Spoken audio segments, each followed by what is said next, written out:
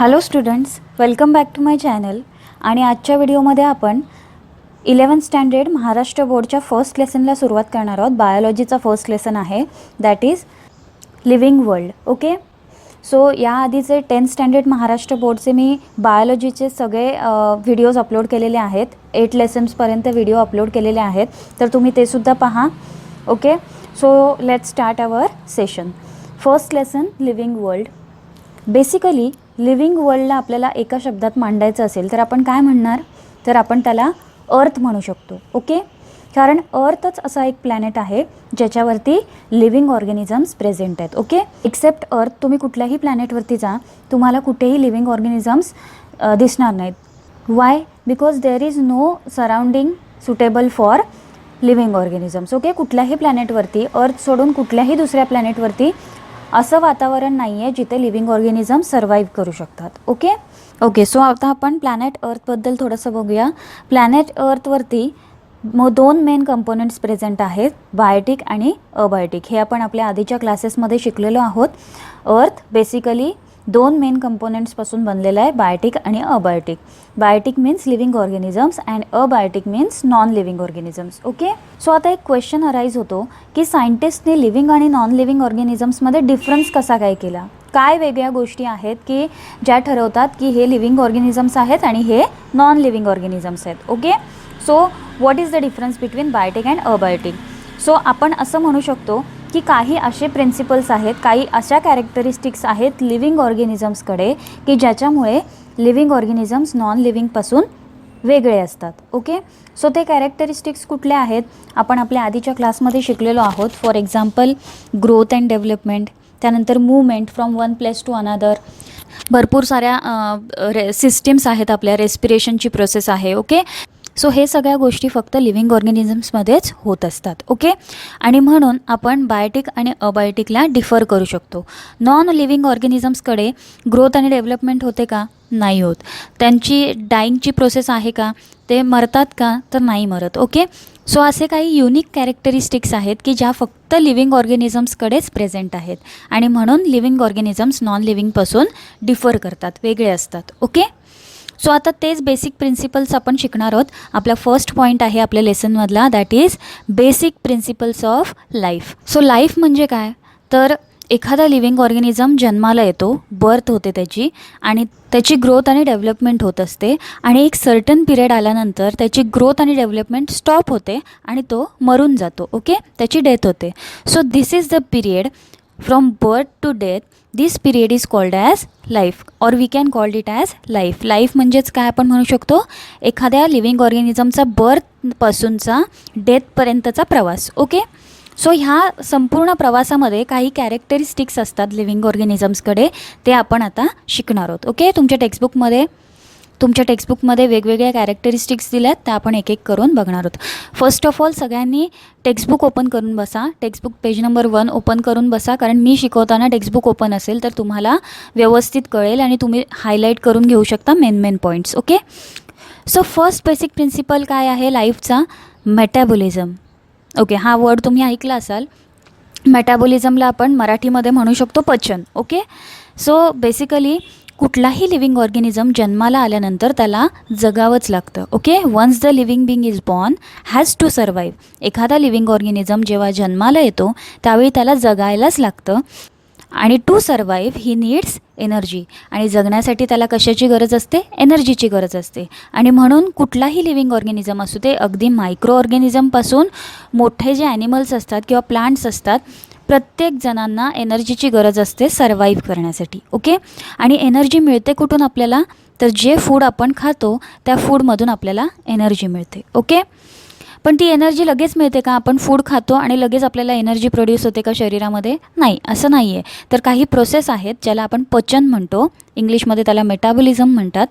ती प्रोसेस झाल्यानंतर आपल्या शरीरामध्ये एनर्जी प्रोड्यूस होते, आणि ती जी एनर्जी प्रोड्यूस होते that is in the form of, हे आपल्याला माहिती आहे, that is in the form of ATP. ATPच्या फॉर्ममध्ये ही एनर्जी आपल्या सेल्समध्ये प्रोड्यूस होत असते. ओके, सो आता आपण बघूया मेटाबॉलिझम म्हणजे काय. तर मेटाबॉलिझमला शॉर्टमध्ये समजून घ्यायचं असेल तर metabolism is catabolism and anabolism. Okay. So आपण ह्या आता कन्सेप्ट थोडा एक्सप्लेन करूयात. कॅटाबॉलिझम म्हणजे काय, तर ब्रेकिंग ऑफ मॉलिक्यूल. आणि ॲनाबॉलिझम म्हणजे काय, तर मेकिंग न्यू मॉलिक्युल्स. ओके. आता ब्रेकिंग ऑफ मॉलिक्यूल म्हणजे काय, तर फॉर एक्झाम्पल ज्यावेळेस एखादा ऑर्गॅनिझम फूड खातो, फूड कन्झ्युम करतो, जेवतो, त्यावेळी ते फूड त्याच्या स्टमकमध्ये जाऊन तिथे सर्टन एन्झाईम्स त्या फूडला काय करत असतात, ब्रेकडाऊन करत असतात. ओके. ते फूडचे मॉलिक्युल्स ब्रेकडाऊन करत असतात. तर that process is called as catabolism. तीच जी प्रोसेस आहे फूडचे मॉलिक्युल्स ब्रेक होण्याची, त्याला म्हणतात कॅटाबॉलिझम. आणि तेच मॉलिक्यूल ज्यावेळेस ब्रेक होतात त्यानंतर त्याच्यापासून नवीन मॉलिक्युल्स तयार होतात, and that process is called as anabolism. Okay. Making new molecules. बघा हे रिलेटेड आहेत एकमेकाला. सगळ्यात पहिल्या कॅटाबॉलिझमची प्रोसेस होते आणि देन ॲनाबॉलिझम. कॅटाबॉलिझममध्ये काय होतं, फूड जे आपण खातो ते फूडचे मॉलिक्युल्स ब्रेकडाऊन होतात, त्यालाच कॅटाबॉलिझम म्हणतात. आणि तेच जे मॉलिक्युल्स ब्रेक झालेले असतात त्याचे नवीन मॉलिक्युल्स तयार होतात, त्याला म्हणतात anabolism. And these both concept are together called as metabolism. Okay. So आपण कसं एक्सप्लेन करू शकतो मेटाबॉलिझमला. Metabolism is breaking of molecules ब्रॅकेटमध्ये catabolism and making of new molecules ब्रॅकेटमध्ये anabolism. Okay. So this is the life principle, basic life principle of human life किंवा living organism. Okay. कुठली आपण शिकलो, पहिली basic principle metabolism, and that is very easy. Okay. ही easy आहे. तुम्ही जर व्यवस्थित माझे व्हिडिओ पाहिलात तर तुम्हाला बायहार्ट करायची सुद्धा गरज लागणार नाही आहे. Okay. So now we will move towards second basic principle of life, that is growth and development. Growth आणि डेव्हलपमेंट म्हणजे काय, तर एखादा लिव्हिंग ऑर्गॅनिझम ज्यावेळेस जन्माला येतो त्यावेळी त्याचे ग्रोथ आणि डेव्हलपमेंटची सुरुवात होते. ओके. म्हणजेच त्यांनी काय सांगितलं आहे, organism shows tendency of growth and development. कुठलाही लिव्हिंग ऑर्गॅनिझम असू दे त्याच्यामध्ये ग्रोथ आणि डेव्हलपमेंट ही होतच असते. ओके. मग तो मायक्रो ऑर्गॅनिझम असू दे, इन्सेक्ट असू दे, किंवा मोठा ॲनिमल असू दे, किंवा ह्युमन बिंग असू दे, किंवा प्लांट असू दे, लिव्हिंग ऑर्गॅनिझम असेल तर त्याच्यामध्ये ग्रोथ आणि डेव्हलपमेंट ही होतच असते. आणि ती ग्रोथ कशी असते त्यांनी सांगितलं आहे, this growth is well orchestrated process. Okay. Well orchestrated म्हणजे काय, तर प्रॉपरली ऑर्गनाईज केलेली असते. फॉर एक्झाम्पल आपण डॉगचं एक्झाम्पल घेऊया. डॉग्समध्ये वेगवेगळ्या स्पीसीज असतात. ओके. फॉर एक्झाम्पल आपण लॅब्राडॉग घेऊया आणि पग घेऊया. सो पग डॉग जो आहे त्याची जी हाईट असते ती खूप छोटी असते, तुम्हाला माहिती असेल. आणि जो लॅब्राडॉग आहे त्याची हाईट थोडी मोठी असते पग डॉगपेक्षा. ओके. सो प्रत्येक ॲनिमलची ग्रोथची प्रोसेस वेल ऑर्केस्ट्रेटेड आहे, प्रॉपरली ऑर्गनाईज केलेली आहे. Okay. So that is the meaning of well orchestrated. I hope तुम्हाला कळलं असेल. म्हणजेच काय, तर प्रत्येक ऑर्गॅनिझमची जी ग्रोथ असते ती डिफरंट असते आणि वेल ऑर्केस्ट्रेटेड असते. ओके. प्लांट्सची ग्रोथ बघितलीत तर प्लांट्सची ग्रोथ खूप मोठी असते, काही खूप उंच उंच प्लांट असतात, काही छोटे प्लांट्स असतात. Okay. So that is called as well orchestrated. Okay. आता एक दुसरा क्वेश्चन तुमच्या मनात येऊ शकतो, सँड माउंट्स किंवा बाउल्डर्स असतात ते सुद्धा ग्रो होत असतात, मग ते लिव्हिंग ऑर्गॅनिझम्स आहेत का. सगळ्यात पहिलं आपण बघूया what is sand mounts and boulders. Sand mounts म्हणजे मुंग्यांचं वारूळ. ओके. आणि बाउल्डर्स म्हणजे काय, तर एक प्रकारचा दगड तुम्ही म्हणू शकता, एक प्रकारचा रॉक आहे जो ग्रो होत असतो. ओके. आता ते ग्रो होता, हा दगड आहे, हा रॉक आहे, आणि हे काय आहेत, सँड माउंट्स म्हणजेच माती आहे. मग ह्यांची ग्रोथ होत असते. मग हे नॉन लिव्हिंग थिंग आहेत की लिव्हिंग थिंग आहेत, तर of course they are non living things. मग त्यांची ग्रोथ कशी काय होते, तर ती जी ग्रोथ असते ती त्यांची आउटर ग्रोथ असते. ओके. त्यांची बॉडीच्या आतमधून ग्रोथ होत नाही आहे. फॉर एक्झाम्पल आपली बॉडी, आपली हाईट, ह्युमन्समध्ये काय असतं, ह्युमन्सची बॉडी आतमधून ग्रो होत असते. आपले जे मसल्स असतात ते आतमधून ग्रो होत असतात. ओके. कोणीही बाहेरून आपल्याला मसल्स देत नाही, बाजारात आपल्याला मसल्स विकत मिळत नाहीत. ओके. बाउल्डर्समध्ये काय असतं, हा जो दगड आहे तो मिनरल्सपासून बनलेला असतो. ओके. आणि ह्या दगडावरती कधी कधी पाऊस पडतो त्यानंतर, आणि हे दगड फार मोठे असतात, खूप मोठे दगड असतात जे तुम्हाला टेकडीवरती वगैरे बघायला मिळतात. सपोज ह्या दगडावरती पाऊस पडला तर त्या पावसाच्या पाण्यामध्ये मिनरल्स असतात आणि ते मिनरल्स ह्या दगडावरती चिकटून राहतात. ओके. स्टिक होतात. सो आता हे बाउल्डर्सची ग्रोथ आपल्यासारखी फास्ट नसते. ओके. या बाउल्डर्सची ग्रोथ होण्यासाठी त्याला थाउजंड्स आणि मिलियन्स ऑफ इयर्स लागतात. ओके. पण तरीसुद्धा they are non living things. का? कारण त्यांची growth is not from within. The growth is not from within. आतमधून त्यांची ग्रोथ होत नाही आहे. Okay, so this was our second basic principle of life, that is growth and development. I hope तुम्हाला कळली असेल सेकंड प्रिन्सिपल. आता आपण मूव्ह करूया थर्ड प्रिन्सिपलकडे, that is ageing process of body. Okay, so third principle काय आहे? Ageing process of body. Ageing म्हणजेच काय? तर वय वाढणे. ओके, आपल्या बॉडीचं वय वाढत जातं आणि त्याच प्रोसेसला आपण काय म्हणतो? Ageing process. ओके, प्रत्येक लिव्हिंग ऑर्गॅनिझमची एक ठराविक लाईफ स्पॅन असतो किंवा टाईम स्पॅन असतो. त्या ठराविक टाईमपर्यंतच त्याची ग्रोथ होते. फॉर एक्झाम्पल ह्युमन्समध्ये 18 इयर्स टू 20 इयर्सपर्यंतच त्यांच्या बॉडीची ग्रोथ होत असते. ओके, तो ठराविक टाईम स्पॅन असतो. त्याच्यानंतर त्या बॉडीची ग्रोथ थांबते आणि मग एजिंग प्रोसेस चालू होते. त्याचप्रमाणे त्यांनी अजून एक सांगितलं आहे, at a certain point of time the molecules organ system becomes old. Okay, so आता तुम्हाला माहिती असेल काही मॉलिक्युल्स असे आहेत की ज्यांना आपण लिव्हिंग थिंग्समध्ये मोडतो, लिव्हिंग ऑर्गॅनिझम्समध्ये मोडतो. फॉर एक्झाम्पल्स DNA आणि RNA. ओके, DNA सुद्धा मॉलिक्यूल आहे. मॅक्रो मॉलिक्यूल आणि मायक्रो मॉलिक्यूल हे दोन मॉलिक्युल्स आपण 9th स्टँडर्डमध्ये शिकलेलो आहोत DNA आणि RNAबद्दल. ओके, 9th स्टँडर्डचं टेक्स्टबुक उघडा आणि वाचा. ओके, तुम्हाला माहीत नसेल, विसरला असाल तर 9th स्टँडर्डचं टेक्स्टबुक बघा. त्याच्यामध्ये आपण DNA आणि RNAचे स्ट्रक्चर शिकलो होतो आणि त्या स्ट्रक्चरमध्ये आपण असं शिकलो होतो, DNA is macro molecule and RNA is micro molecule. Okay, so basically सांगण्याचा हेतू एकच आहे की DNA आणि RNA मॉलिक्युल्स आहेत आणि त्यांना आपण कशामध्ये मोडतो? लिव्हिंग थिंग्समध्ये मोडतो. कारण DNAची आणि RNAची एक ठराविक टाईम स्पॅन असते, ज्या टाईम स्पॅनमध्ये DNA तयार होतो आणि एका ठराविक टाईमनंतर तो डिस्ट्रॉय होऊन. Next is organ systems. Okay, आपल्या शरीरातले ऑर्गन्ससुद्धा काही ठराविक वेळेपर्यंतच वाढतात. ओके, आणि त्यानंतर त्यांची ग्रोथ थांबते, ते ओल्ड होतात आणि त्यांची काम करण्याची कॅपॅसिटीसुद्धा कमी होऊ लागते हळूहळू. ओके, आणि म्हणून बघा, यंग चाइल्ड असेल आणि एक ओल्ड मॅन असेल तर त्या दोघांमध्येही कॅपॅसिटीचा फरक पडतो, स्टॅमिनाचा फरक पडतो. का? तर due to ageing process of the body. Okay, now we will move towards our fourth principle of life, that is reproduction. हे सुद्धा आपण आपल्या आधीच्या क्लासमध्ये शिकलेलं आहोत 10th स्टँडर्डमध्ये, तरीसुद्धा आपण आता रिवाईज करूयात. Okay, so what is reproduction? Reproduction is the process in which an organism produce a young one like itself is called as reproduction. म्हणजेच काय? तर एक ठराविक ऑर्गॅनिझम किंवा कुठलाही ऑर्गॅनिझम त्याच्याचसारख्या एका ऑर्गॅनिझमला जन्म देतो, प्रोड्यूस करतो, त्याच प्रोसेसला म्हणतात रिप्रोडक्शन. ओके, आता हे रिप्रोडक्शन कशासाठी गरजेचं असतं? तर for maintaining life on the earth. Okay, आपल्या पृथ्वीवरती लिव्हिंग ऑर्गॅनिझम्सची लाईफ किंवा लिव्हिंग ऑर्गॅनिझम्स मेंटेन राहिले पाहिजेत, त्यांची पिढी कंटिन्यू होत राहिली पाहिजे, त्याच्यासाठी reproduction is must. Okay, basically सांगण्याचा हेतू एकच आहे.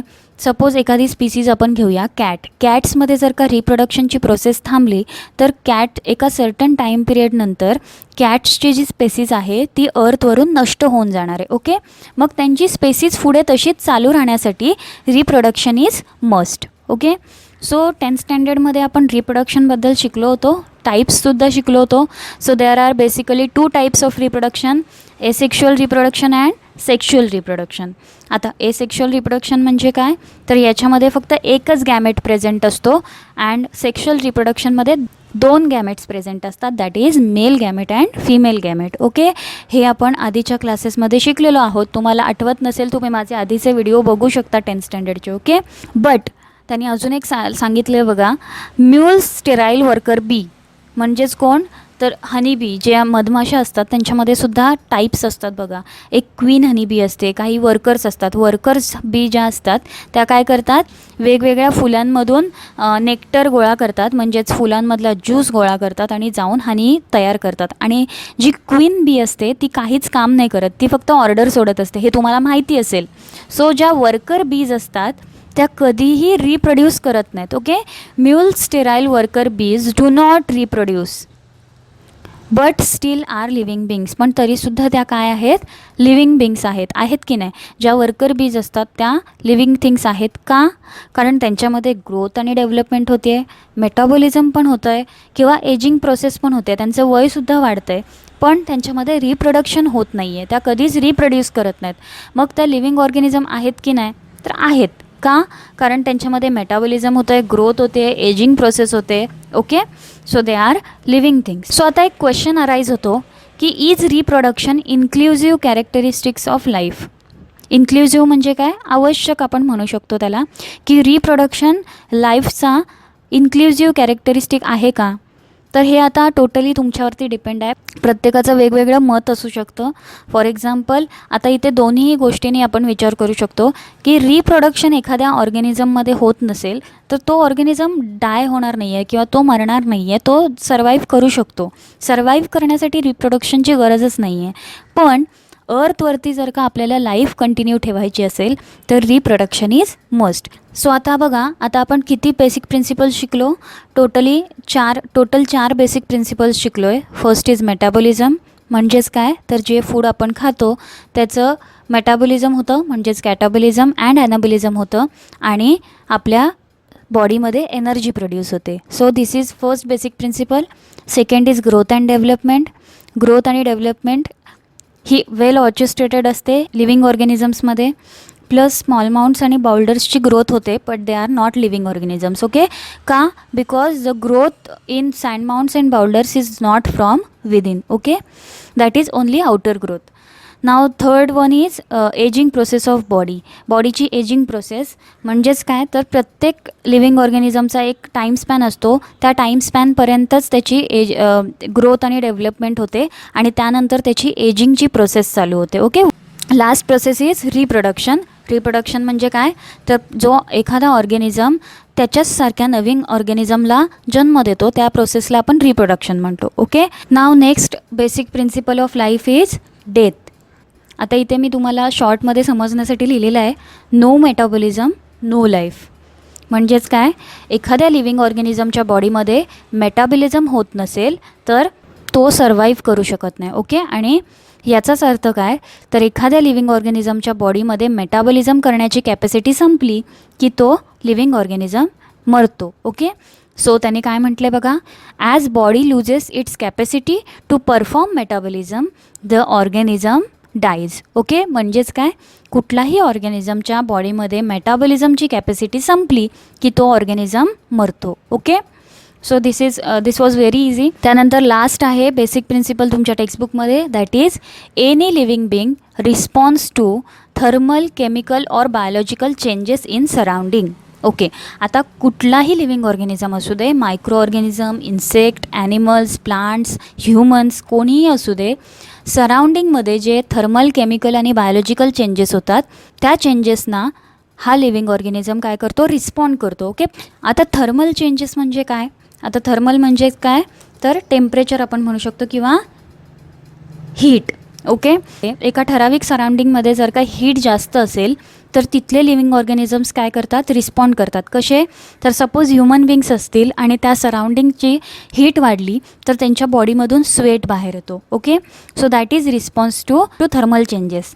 त्यानंतर एखाद्या सराउंडिंगमध्ये जर का हीट कमी झाली, ओके, म्हणजेच टेम्परेचर कमी झालं तर तिथल्या लिव्हिंग ऑर्गॅनिझम्सना काय होतं, थंडी वाजायला लागते, म्हणजेच काय, तर त्यांची बॉडी रिस्पॉन्स करत असते. Second is chemical.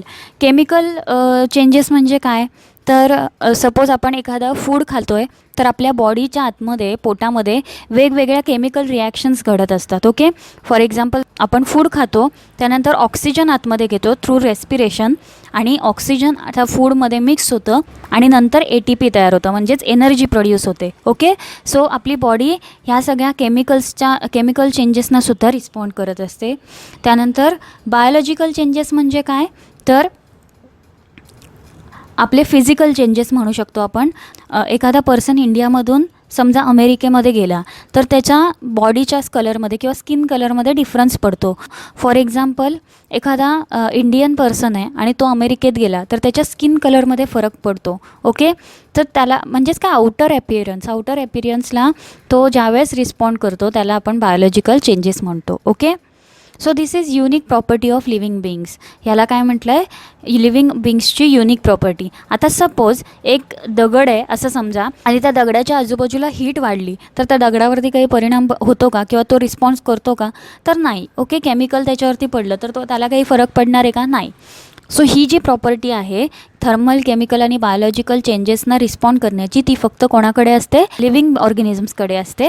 आणि म्हणून त्या प्रॉपर्टीला काय म्हटलं आहे? Unique property of living beings. Okay, so I hope तुम्हाला बेसिक प्रिन्सिपल्स कळलेले आहेत. टोटल आपण 6 बेसिक प्रिन्सिपल्स बघितले. First was metabolism, second growth and development, third ageing process of life, and fourth काय बघितलं होतं? रिप्रोडक्शन, डेथ आणि living being response to thermal, chemical और biological changes in surrounding. I hope तुम्हाला आजचा topic व्यवस्थित कळला असेल. कोणाला काही क्वेरीज असतील तर तुम्ही खाली कमेंट सेक्शनमध्ये विचारू शकता. आजचा व्हिडिओ जर का तुम्हाला आवडला असेल तर व्हिडिओला लाईक आणि शेअर नक्की करा आणि माझ्या चॅनलला सबस्क्राईब करून सबस्क्राईबच्या बाजूचा बेल आयकॉनसुद्धा नक्की प्रेस करा. थँक्यू.